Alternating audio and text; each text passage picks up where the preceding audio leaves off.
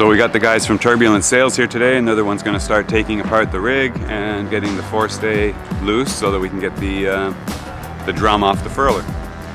So that's today's project. Let's go have a look. Hey Rick, we have to take the sail down. It's too heavy. Okay.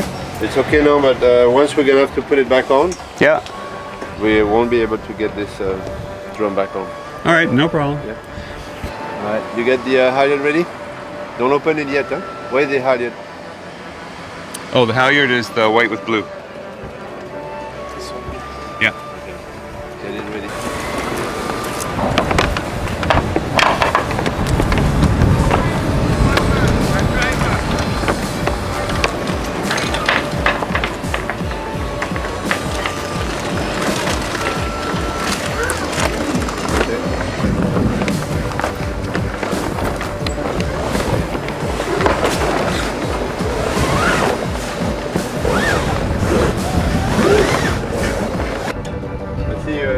Starting to get some birds going on in there, right? Oh shit.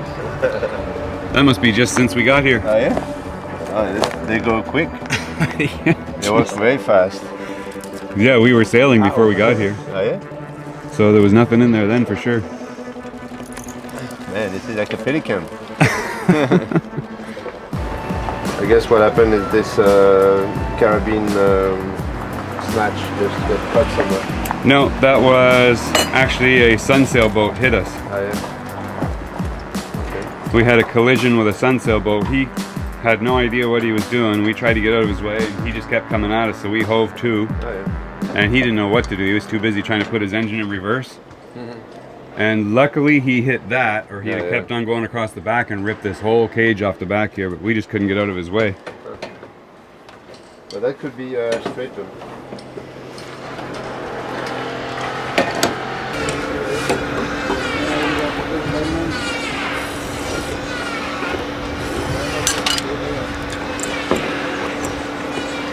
Yeah, that helps. The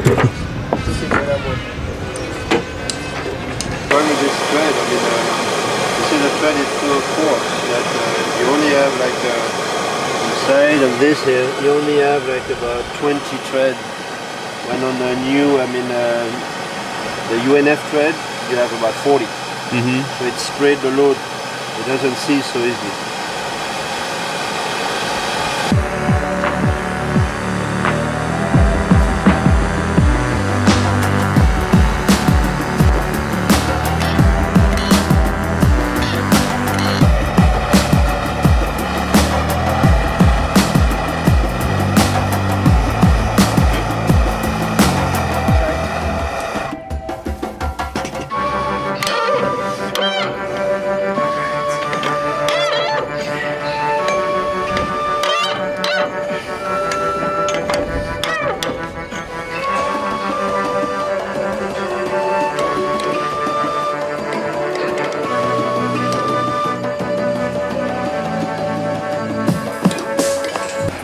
Oh, sorry, man. We can't use that halyard, the green one. Sorry? Because the green halyard is coming out of just a gate without any sheave. Right. It needs to go on top first on a block. So we're gonna have to go up and feed that into the block. Change the block. Oh, okay. Wants to do the block first? Yeah, because otherwise we can't use that halyard. Okay. Because it comes straight off a gate. There's no sheave, right? Because the shiv up there you'll see is split wide open in half. Okay. It's like you said, that shiv obviously wasn't hard. It was original. It's what came with the boat. Yeah, yeah. But maybe it was just too old or something. But it's just a plastic shiv in there, and as soon as the it's a Luma one. I see they don't have any ball bearings, so they split. Yeah, as soon as the spinnaker got loaded one time, bang, and that was the end of it.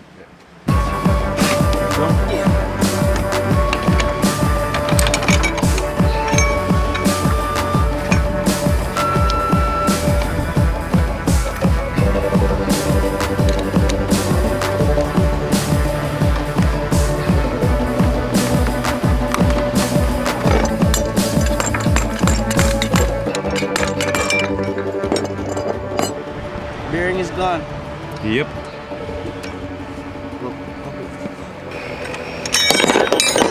So yeah, we had to have that bearing replaced, I think about 5 years ago. Yeah. But then we had the sail fixed about 3 years ago. And I think whoever put the sail back on, I didn't really pay attention, I just assumed, but they put a lot more halyard tension on it than was necessary. I didn't realize, but it just kept getting stiffer and stiffer to unfurl and furl it back up, and finally, yeah, the bearing just popped.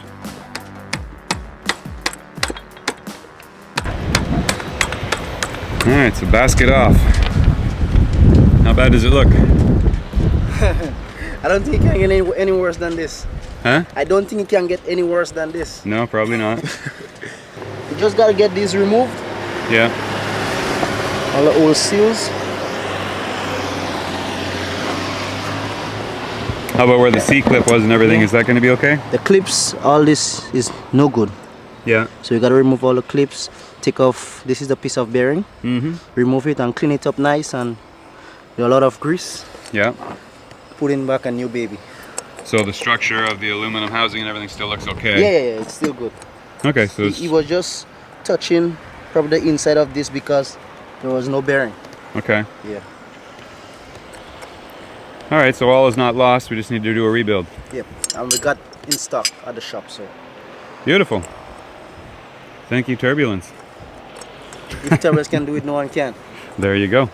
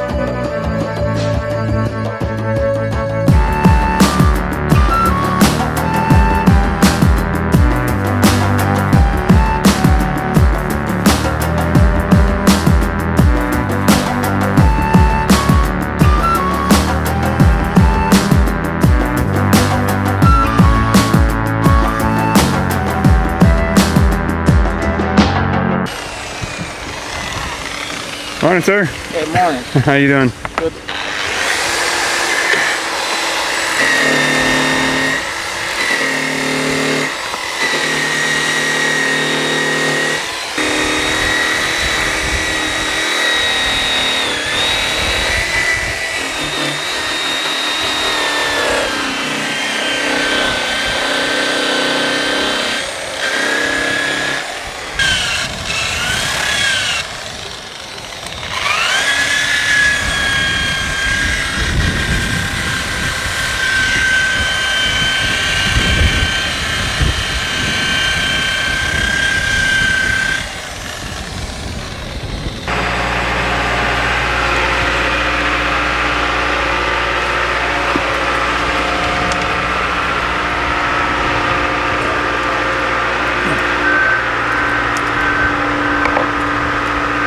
Well, we're well into our solar panel modifications here now.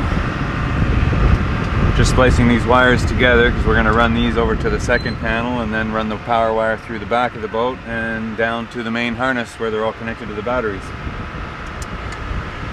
So, you can see we've got our new stainless rails here now, and had to come up with some custom mounts. Couldn't find anything that I could buy reasonably inexpensively on the island that wouldn't have to be prefabricated, and it was going to cost hundreds of dollars just to mount these solar panels onto the rail. So I found some flat bar mounts and just used my 2 wrenches and bent them into shape so they surround there perfectly and everything, and then put a couple of bolts straight through. So that functions as a hinge now. So the panels can push out, and then we'll just get some braces to keep the panels out when we want to use them when we're not sailing.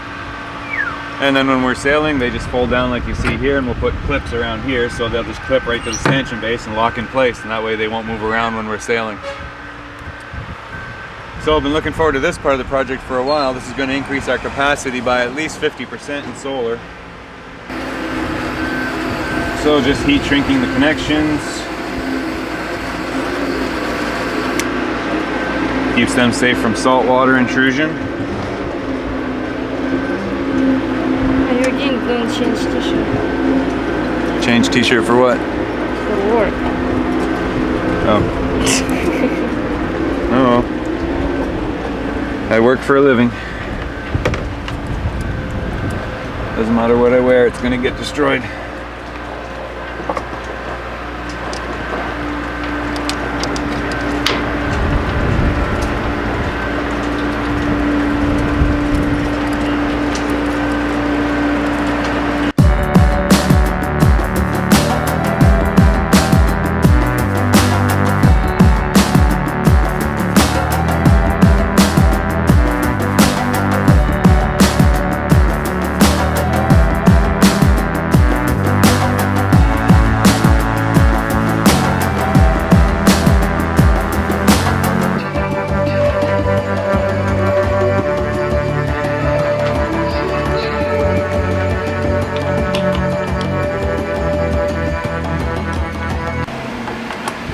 And now we're just making a temporary hookup for the 2 panels.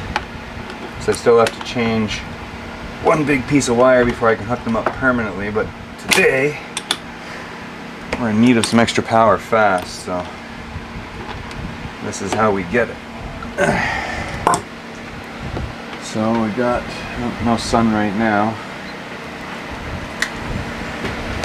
But they're putting out 10 amps. 11, 12, you see the sun picking up. So that's going to give us an extra boost today. That's 12 amps. And the other 6 panels right now are putting out 30 amps. So even in medium sun, we're still getting 40 amps of charging current. So that's given us at least a 30% increase right now just with the 2 panels. So that will help so we can keep our fridge running. Wow. Keep our food good. Until the boat gets launched again and we can run our engine for extra power. So you can see all I've done there for now is just put a couple of chopped broom handles there to prop them out a little bit. They're certainly not at optimum angle. I'm going to need to get some longer extensions to prop them up more direct to the sun. As soon as I do that, we should get probably close to 20 amps out of those panels. But that's not bad considering you can see it's very overcast right now. So we're not getting a lot of sun, but even in that they're still putting out 10 amps. So that's respectable. So maybe I can find some pieces of wood in the yard. Something to use temporarily to prop them up until I make something better. So let's go see if we can scavenge something out of the yard. Need something about a good almost 3 feet long would be best. So while we're here, I decided I'm going to do some checks on the outside panel wiring just to make sure everything's working, and I'm getting 21 amps out of the bimini top panels. Yeah, 21 amps, and total amperages is 34. So that made me think, okay, I'm getting 20 out of here and only 15 out of here. So I started checking my wiring, and this panel here in the middle is giving me 6 amps, and the one on the end is giving me 6 amps, and then this end here, which is the outside panel, is reading 0. So immediately that means we've got a problem.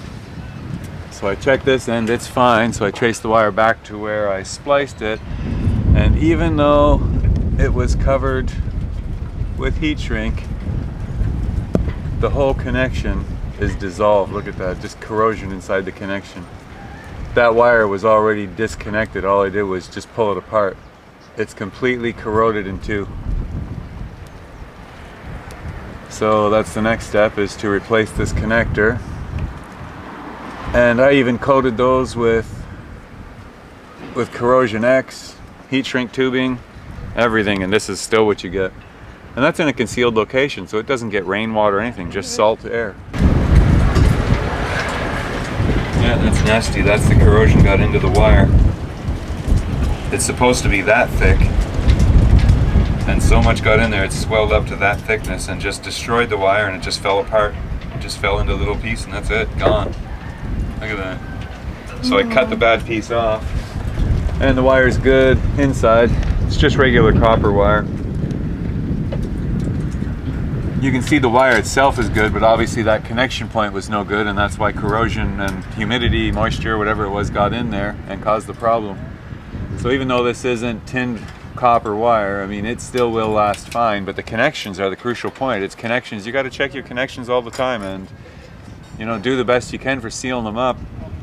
Honestly, I think the best thing is probably the heat shrink tubing that has the hot glue in it, because that seals it up really, really well, but I don't have any of that down here, so we kind of have to work with what we've got.